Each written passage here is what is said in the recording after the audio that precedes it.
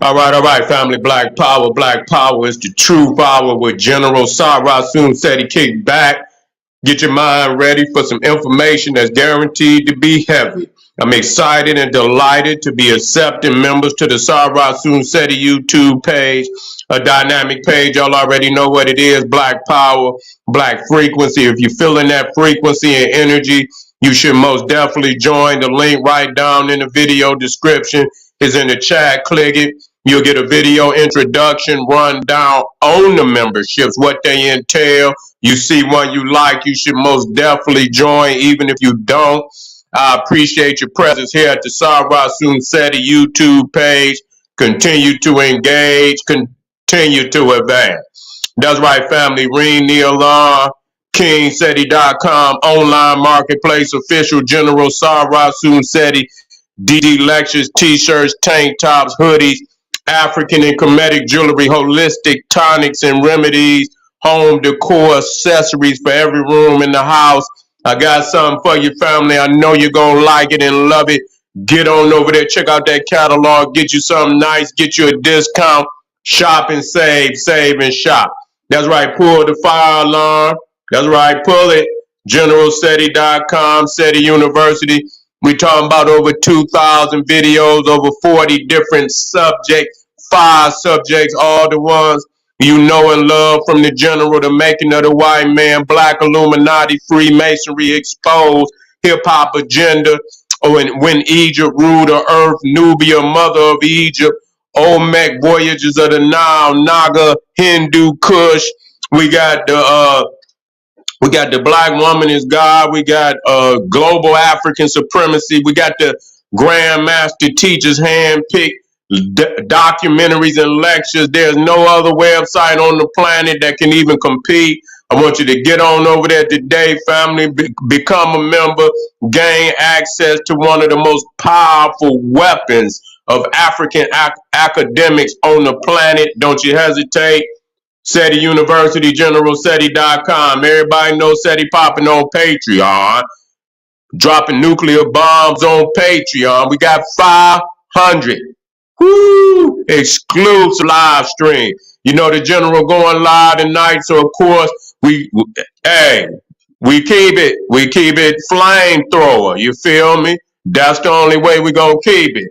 You see, we keep the standards. You know, I don't care what platform I'm on. God damn it, we charcoal broil all the information. You feel me? It's got to be fire. And so I want you to get over there, become a patron. You already got a meal. You got meals. You got gems waiting on you soon as you show up. You see, soon as you show up, you're going to have gems and jewels waiting on you. Get over there, gain access to that Patreon.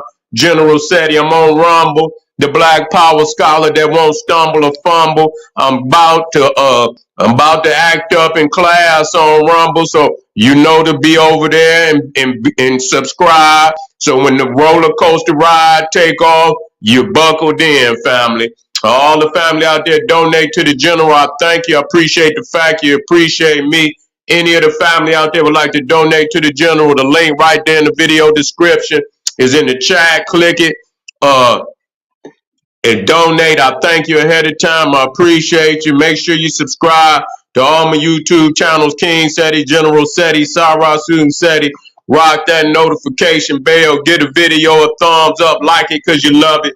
Share it with your family and friends. And comment. Just don't say nothing stupid because I will ban your ass. So today, okay, we got a powerful one, and we've been touching on these down through the years, but I think we got to touch even harder.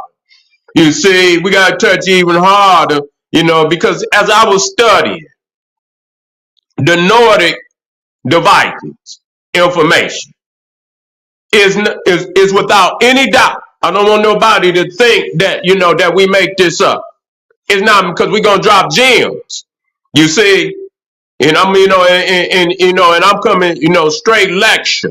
You see what I'm saying? Format. And so the information, I want you to write it down. I want you to look it up. I want any nigga out there to prove me wrong. Prove me wrong. Okay. And so, you know, the thing is, you know, as I study all history.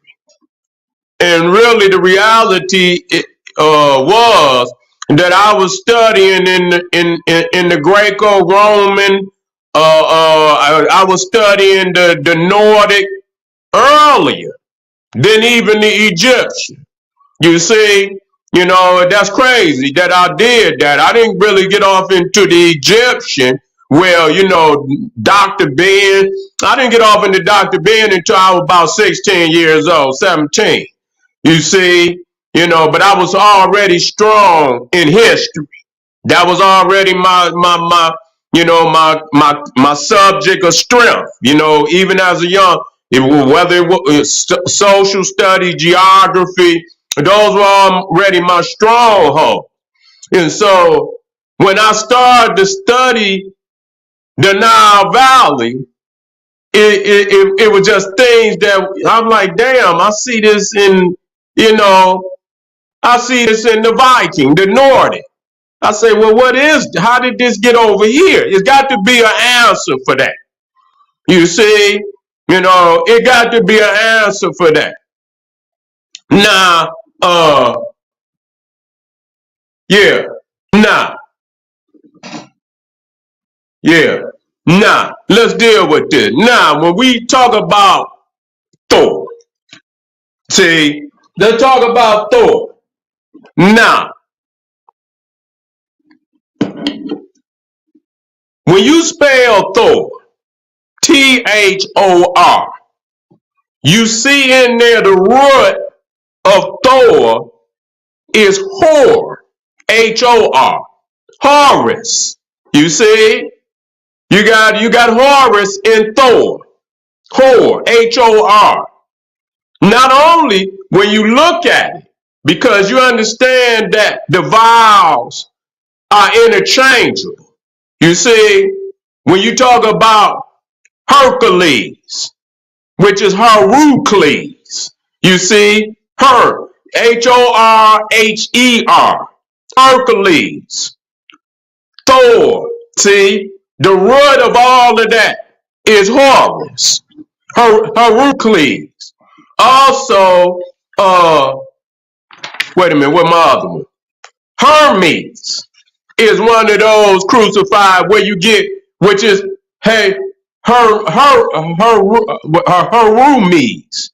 Where you get Hermes, Hermes, Hermes is Hermes. Okay?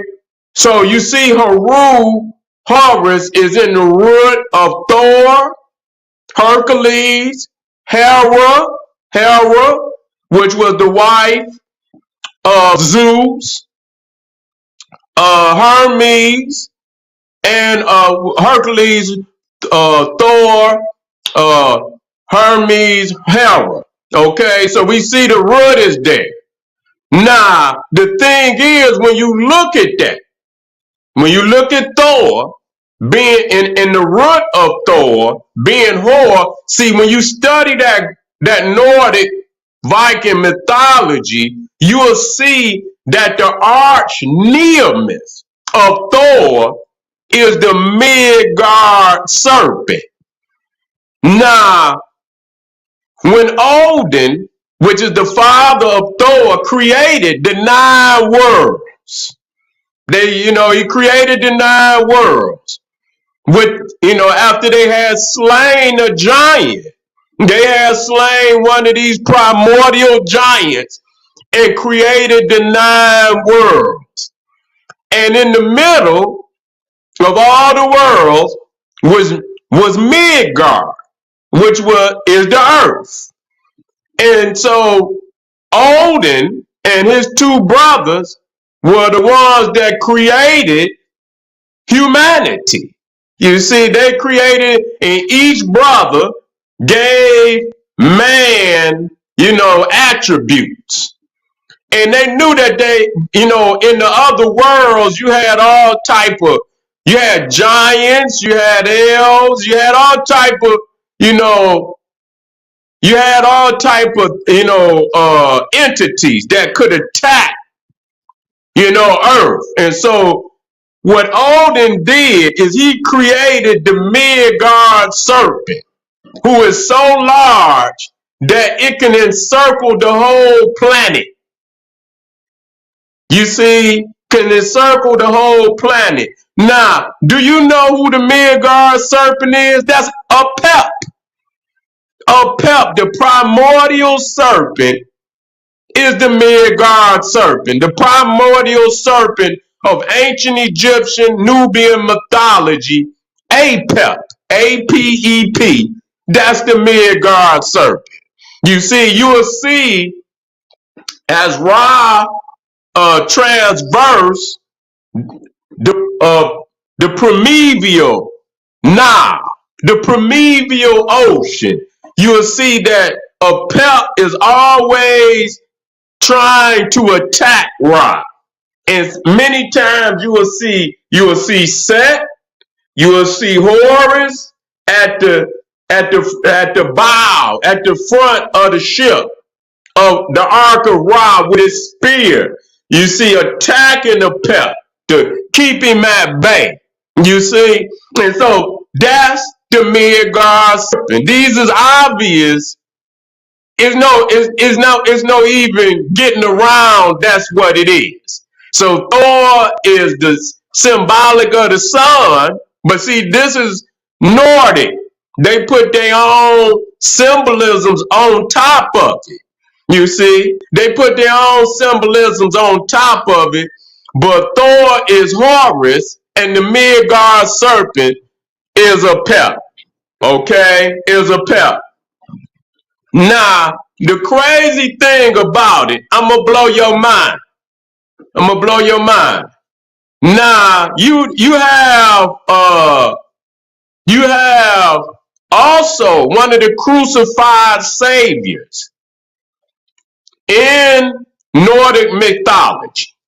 Now, what's key about these crucified saviors? Now, you can get Kersey Graves' book, The 16 Crucified Saviors, but it's obviously more than that. Now, one of the attributes of these 16 crucified saviors is that they die on the cross. Okay? Now, it don't necessarily got to be the cross like the one that Jesus was nailed on. But Odin also hung from the tree. You see, Osiris hung from the tree. And even in the Bible, it says Jesus he hang from a tree. And you go in there now, understand this, how Odin, who is, the chief deity of the Vikings, the Nordics, he was already wise. One of the wisest entities in all creation, but he wanted more knowledge. You see? And so what he had to do is he had to gain the understanding of the runes. Now the runes they symbols, they magical symbols. They like the Medunetta. They're symbols that have a divine meaning. And we're going to get off into it in another video, but he didn't, you had to sacrifice something to gain knowledge of the runes. And so, one of the things that he sacrificed was his eye. You will see, now there we go. Now, when you watch Odin on the Marvel comics, you will see he got the patch over his eye. You see, just no different than Horus lost his left eye in the supposed war or battle with Set. Okay? So Horus lost one of his eyes. So you will see that eye. Either you will see the eye of Ra, you will see the eye of Horus. So even there, you see Odin is a manifestation of Horus and Ra with his left eye missing. These are facts. These are facts. Cannot be disputed.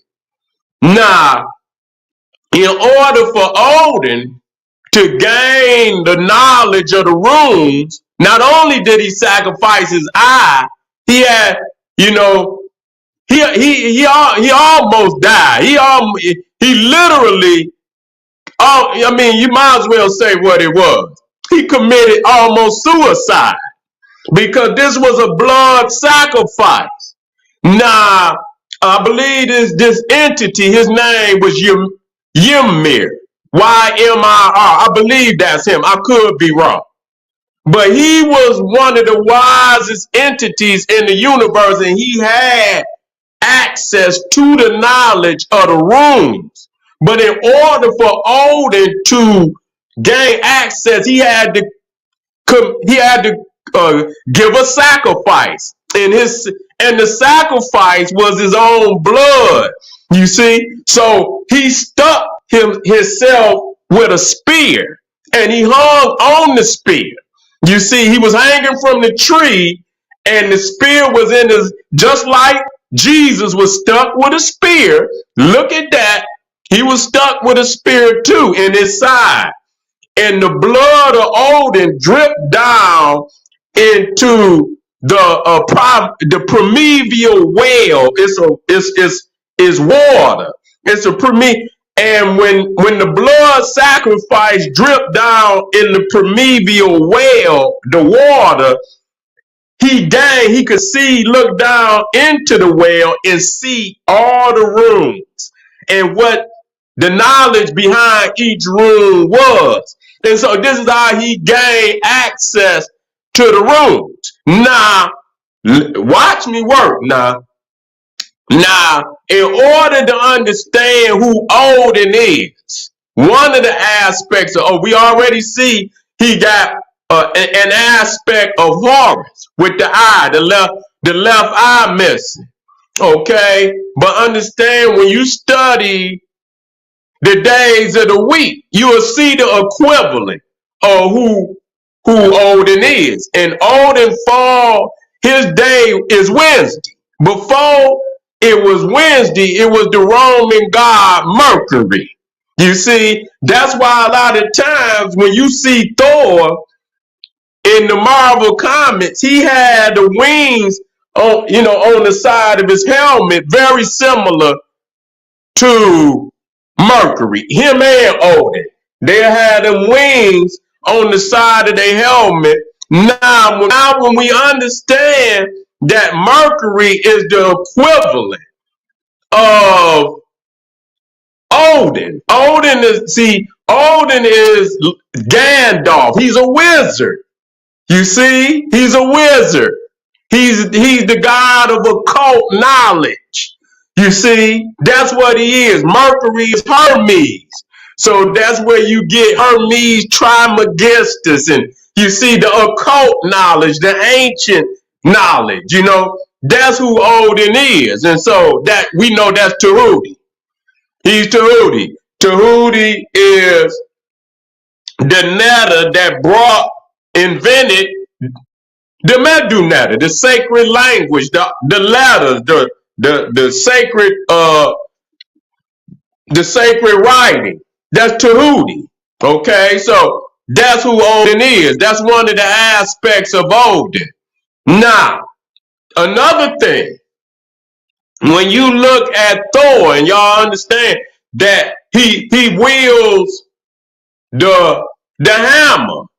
You see, he wields the hammer, and every time you see him, and you see the Pharaoh with the war mace, and you see him raise that war mace up in the smiting of the enemy. See, that's where you get Thor from, with the hammer. You see, that's where you get Thor with the hammer. Because how many deities wield the hammer or the mallet like that? Pharaoh is it. That's it. That's where it comes from. You don't see no other. I don't see no other king in ancient times that wield the mallet. You see, I don't see no other king in the ancient world that wields the mallet. And so that's another aspect. Now, Another thing that you can see that's common across uh, a lot of the ancient cultures. Now, the Nordics is not as ancient as but they got some knowledge directly from the Nile. Now, whether they got it by way of the Phoenicians, whether they got it by way of the ancient Egyptians, because documents is saying that the Phoenicians and the Egyptians left the Mediterranean. Okay, they left the Mediterranean. When you look at the Carthaginians, they had literally conquered the whole of the Mediterranean. Okay, now we know who the Carthaginians. Now, in the biblical, the Carthaginians were the Canaanites. They were the sons of the Canaanites, which were brothers to the Egyptians and the Sudanese. Okay, they was brothers, and so the thing is about the Canaanites, the Phoenicians. Now, the Phoenicians come from Canaan's son, Sidon, Sidon. Okay, and two of the most famous of the cities was Byblos, Tyre, Tyre. What was the other city? Tyre, and I believe Sidon. Sidon.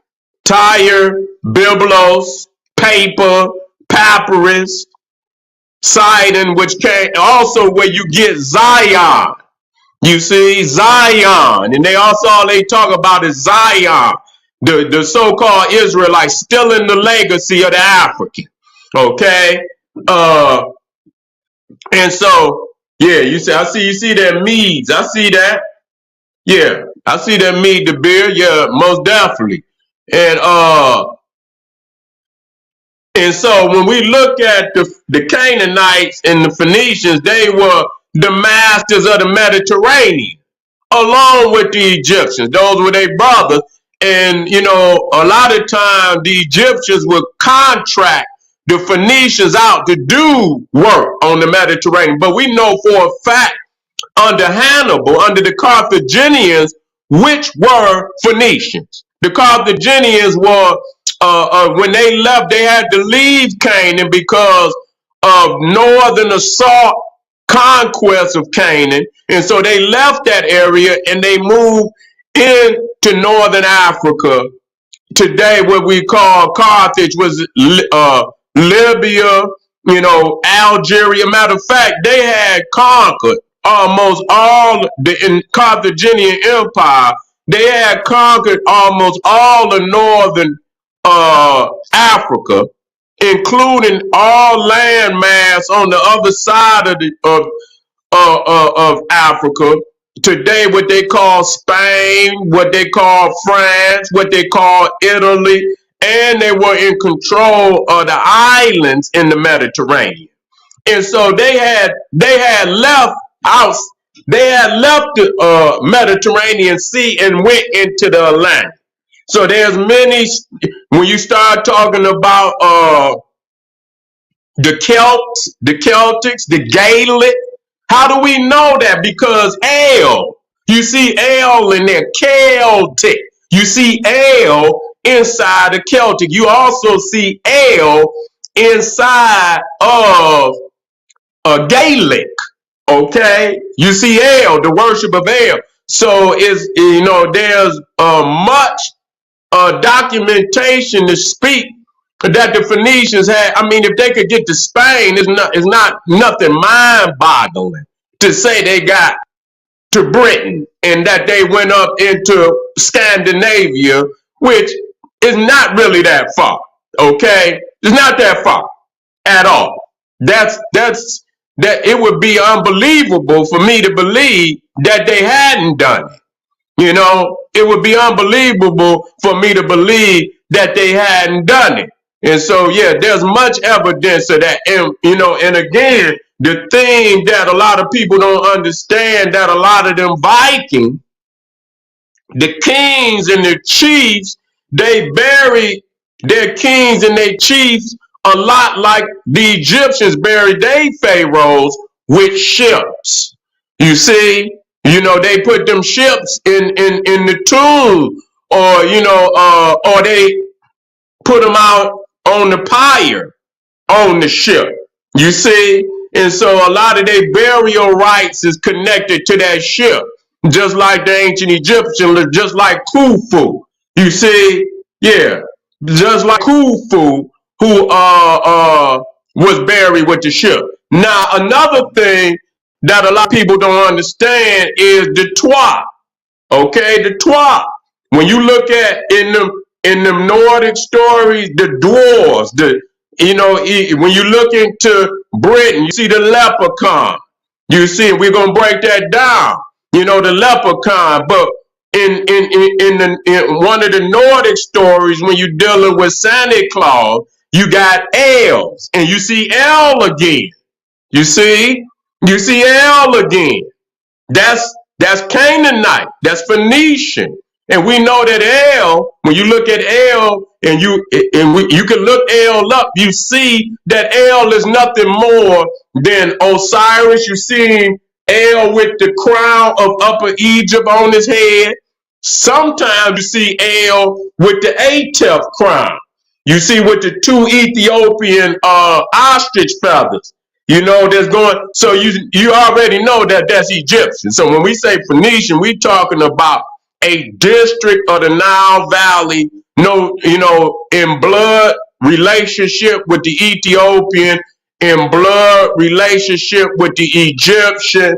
Yeah, and so now a lot of people say, man, that's far. How can it be far-fetched? When Herodotus documented that the Africans was even on the Black Sea. I went over that with y'all.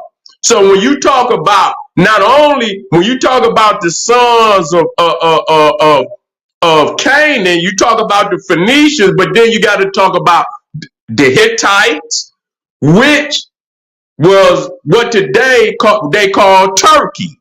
You see modern Turkey, you got them Cro-Magnon Neanderthals up there today. And so that would have been the land of the Hittites. Now in the Greeks, it was the Trojans.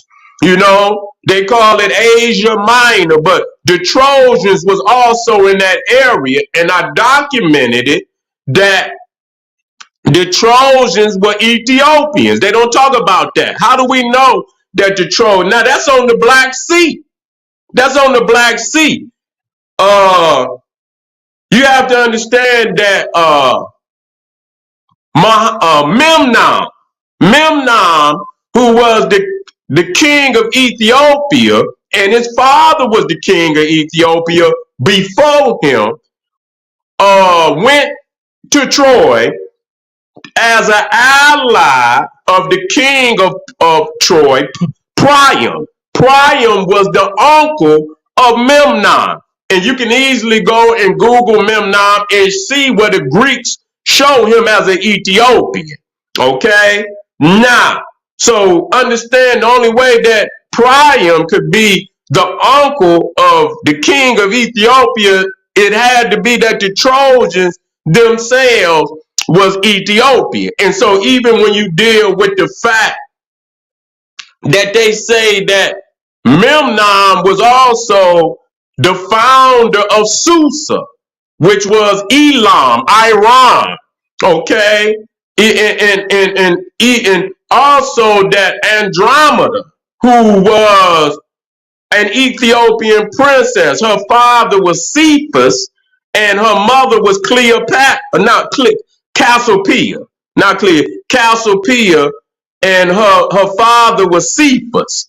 And they were the king and queen of Ethiopia. Andromeda was their daughter, and with her marriage to Perseus, they produced the Persian race. But to get back to Memnon and show that, and we talk about coaches, and was Herodotus said was an Egyptian colony on the Black Sea. He said he went there. He said it was no doubt that they were Egyptians based on the fact, Ethiopian, that they were black and that they had woolly hair. And so now, when you study the Russians, you see, when you say, because that's where cultures is. When you study the Russians, you got to understand that the Russians are Vikings. Look at the root of where they come from. Vikings that came out of Scandinavia come are the founders of Ukraine, Russia, Vikings. You see? So there's no doubt that the Africans had colonized most waterways on the planet. They had literally colonized most waterways on the planet. And there was nowhere where they did not touch. Now, but the thing is, when you if you watch Marvel comics, you will see that the dwarves were the one that created all the magical weaponry of the gods. The hammer of Thor, even the spear of Odin, all these weapons, even the new weapon that Thor had, it was like a form of it was a hammer, but it's a different kind of hammer. You see, and so yeah, the dwarves, which is best in Ptah, because when you see that the dwarves were craftsmen, you see they were the iron smelters. You see, they were the blacksmiths. These is what the dwarves were.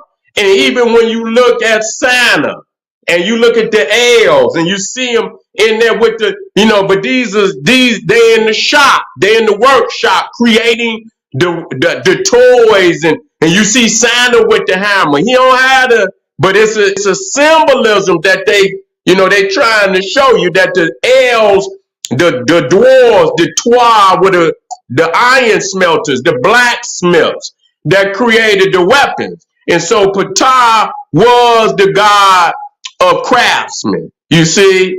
And so this is where you get El. You see El is there. El in Gaelic, Celtic, and Elf. And you're going to see, as we talk about the Egyptian giants, man, listen here. It ain't no running from it. Is intertwined in everything and everywhere. Okay, and so it's no doubt we have to discuss how they got that information. Now, I believe that it had been up there for a long time. Another thing that they don't talk about, and we're going to talk about, is the Runestones.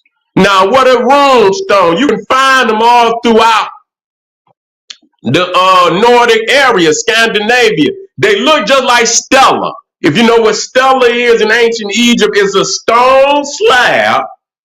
Many times it is semicircle at the top.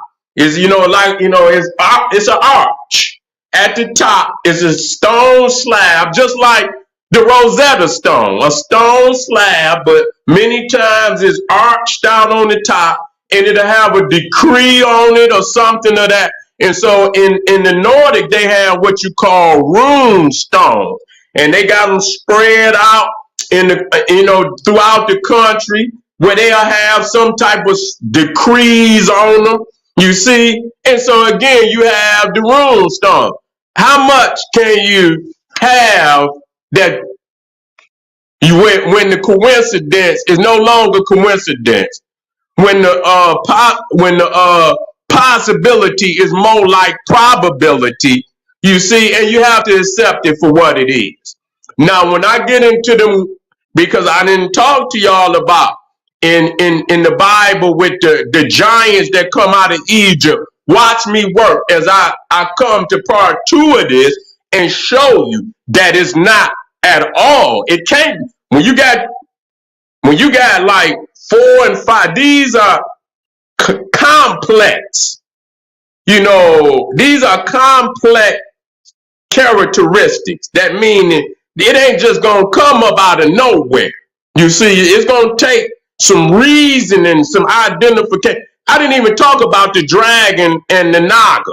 That's another thing with the Viking. The dragon, the naga, that you see from all the way from Kush, Africa, all the way into Mesopotamia, all the way into the Naga Kush, all throughout the Indian Ocean. You got the dragon, the Naga. That's us. Ain't no doubt about that. Okay?